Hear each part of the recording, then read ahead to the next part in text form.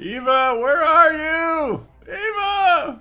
I need more bounties, more double XP! Oh man, Eva's gone. She's left. Her little stand stays in a little oven. We got no more cookies to do.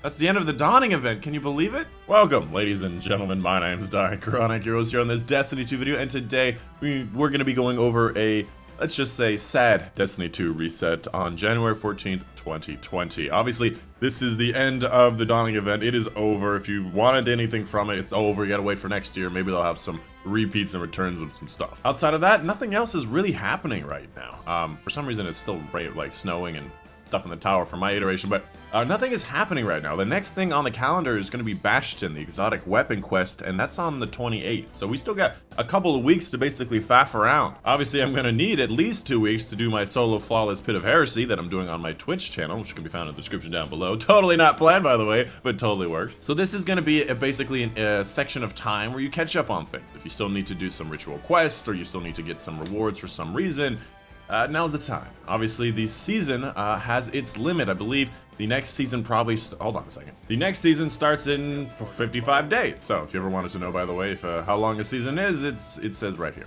Without further ado, let's go ahead and get started with the regular weekly reset. Starting off with the Nightfall ordeal. This week, it will be the Pyramidion. It's going to be the big Hobgoblin sniper at the very end, dropping the Silicon Aroma sniper rifle. Moving on to the regular Nightfalls. First off, we have Garden World, the big purple Cyclops at the end, dropping the exotic ship Universal Wave function. Next up, Tree of Probabilities, the Cabal dude that crashes through that Minotaur at the end of the Curse of Cyrus mission, dropping the DFA hand cannon, and finally the Corrupted, the Tech Witch at the end of the Forsaken mission, that drops the Horror's Release pulse rifle. The highest scoring Nightfall is definitely going to be the Corrupted, and the fastest is going to be the Tree of Probabilities. The heroic modifier for this week will be Solar Singe. As for the rotating Crucible playlist, first of all, we have Clash, which is basically just a team deathmatch, and then the other one will be Breakthrough, which is kind of like a tug of war.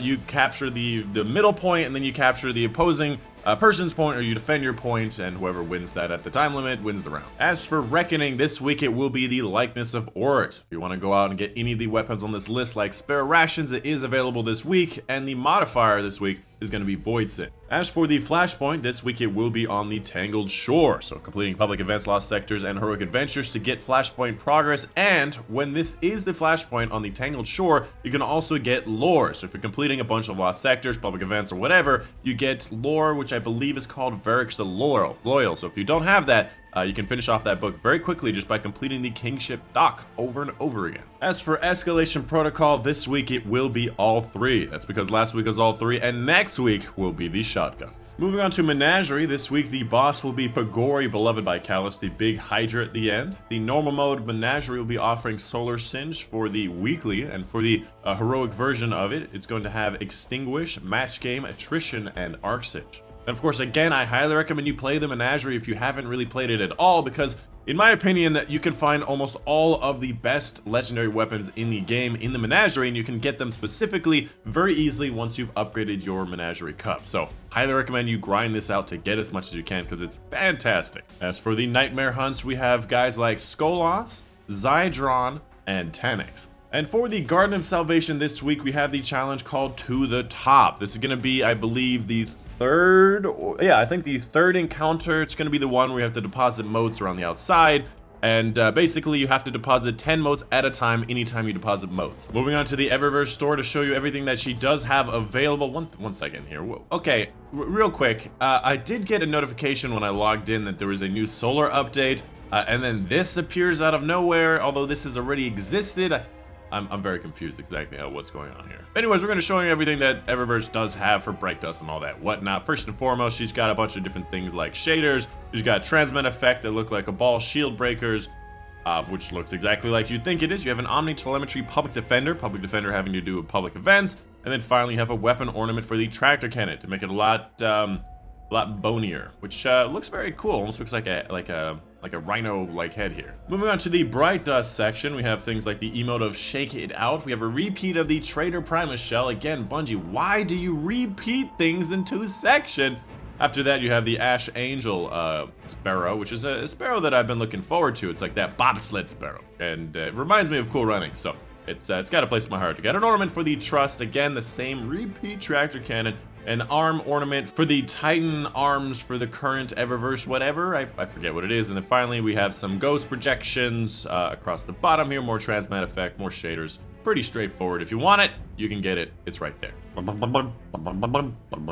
Moving on to Hawthorne's inventory, show off her weekly raid challenges. Starting up with the Last Wish raid, we have the summoning ritual. It's going to be the first encounter, the calling encounter. Basically, activate all 9 plates instead of just the 6 correct ones, kill the 3 ogres in the middle, and do that every damage phase. As for the Scourge of the Past raid, we have To Each Their Own. This is going to be in the boss encounter of the Scourge of the Past raid, and basically every single person has to destroy at least one of the shield generators, the big white spots on the boss, every time it is available. And lastly, we have the Crown of Sorrows challenge with both hands, which is again on the boss encounter of the Crown of Sorrows raid. Basically, during the DPS phase of the boss, you can only shoot down one hand once during that boss phase. So split up into 3 pairs of 2, and each pair is going to take down the 2 hands together by themselves without the other people, and then you just cycle to the next person on each one of the consecutive sets of hands. Hopefully that wasn't ridiculously confusing, and just look it up, because it probably was. And that's it. That's going to be the end of the weekly reset. Hopefully I haven't forgotten anything. I feel like there's something I'm forgetting because it really does feel like quite a void this week. You know, there's 2 more weeks before we have anything new. And by that point, it's just probably going to be a really easy, very quick, exotic quest for the Bastion. But anyways, that's the end of it. Let me know in the comments down below if I missed anything, you have any questions, concerns, and all that whatnot. But that's it. My name is Dychronic, and I will see you guys on the next one.